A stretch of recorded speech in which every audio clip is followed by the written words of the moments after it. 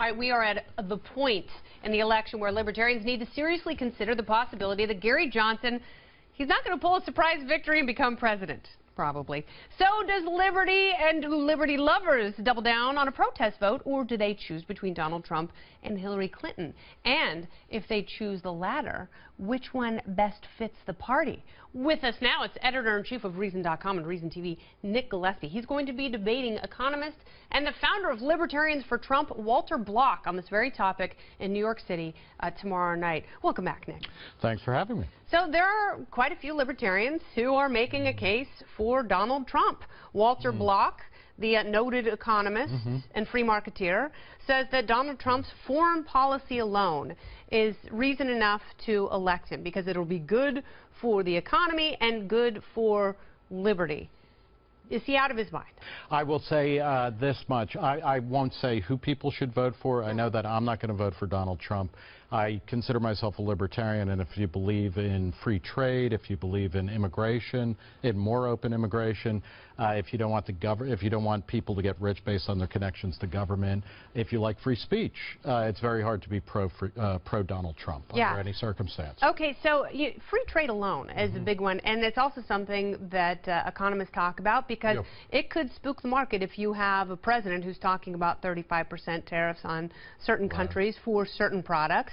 And, you know, we do talk about free trade and totally open trade, and both candidates, both major party candidates, are averse to that. Yeah, and I mean, I think this is one of the things for me. I suspect with a lot of libertarians who say, I'm going to vote for Donald Trump because he's the lesser of two evils.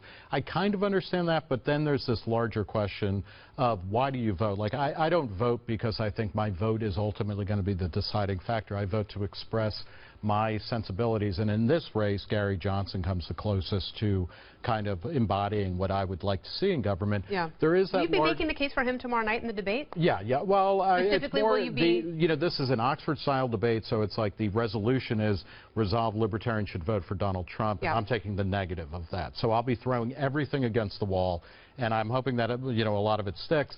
But more importantly, there is that question of how important is the president compared to the Congress? And I think one of the benefits, this is a horrible election season, just a terrible, weird, horrible, ugly race. One of the things that might come out of it that's good is that Congress is actually talking about pulling back its responsibility and saying, you know what, the president is not the decider-in-chief and that they don't get to do everything unilaterally. Yeah.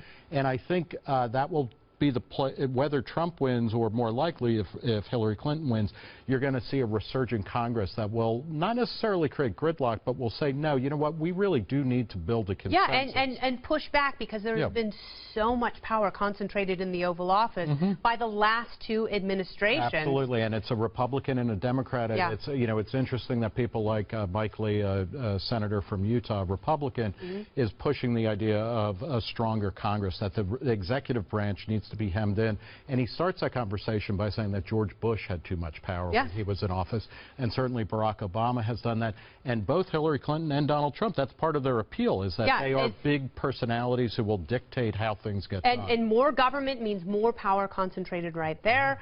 Good luck on the debate tomorrow night. Let us know the outcome, please. All right. Nick Gillespie, the man in black. En negro, sí.